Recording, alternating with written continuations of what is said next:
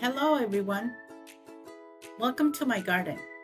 Today, I'm going to be pulling Creeping Charlie out of this garden bed. Creeping Charlie is a perennial evergreen in the mint family with square stems and scalloped cone-shaped leaves. It spreads via aggressive surface runners that sprout new roots at every leaf joint. It thrives in moist, shady areas and compacted soil where grass is thin. It, if even a small fragment of a runner is left in the soil, the plant can completely regenerate. I'm going to be using the no chemical control method by manually pulling it. Best time to do this is when the soil is very damp and you must trace the vines to the center of the root and remove every inch of the runner. So here I'm going around and pulling every little bit of the runner, going around my plants, my perennials, and just pulling everything out. I don't want to use no harsh chemicals because of the pollinators, all the beneficial insects, and my dogs, that it's not very healthy for the dogs or humans. So I'm trying to do the least chemical approach, but that's me. Everybody else, you can do, if you want to use chemicals, just research on what proper chemicals is good for Creeping Charlie and follow the directions on.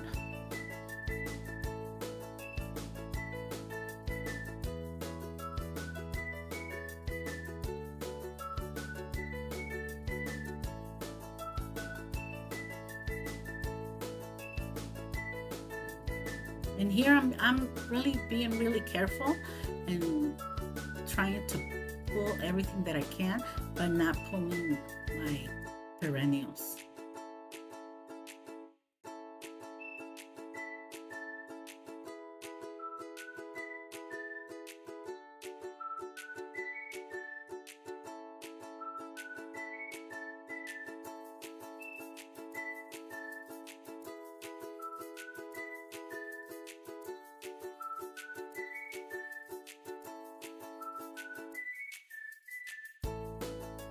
Creeping Charlie is so aggressive, it goes under the plants and like tries to choke them out.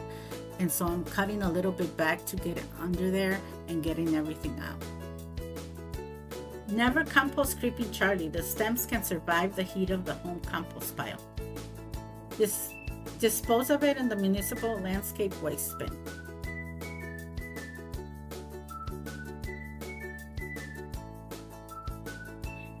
And here in this bed, I'm gonna seed some Shirley poppies. They are a blend of pastel colors in shades of pink, red, and white. The flowers are double petaled, paper-like in appearance, and have yellow centers. Seeds will begin to germinate within 14 to 28 days after sowing. They attract beneficial insects, including bumblebees and butterflies. Sprinkle the seeds to the surface of the soil on a calm day, making sure that no high winds can blow the tiny seeds away. Do not cover your poppy seeds, as they require light to germinate properly.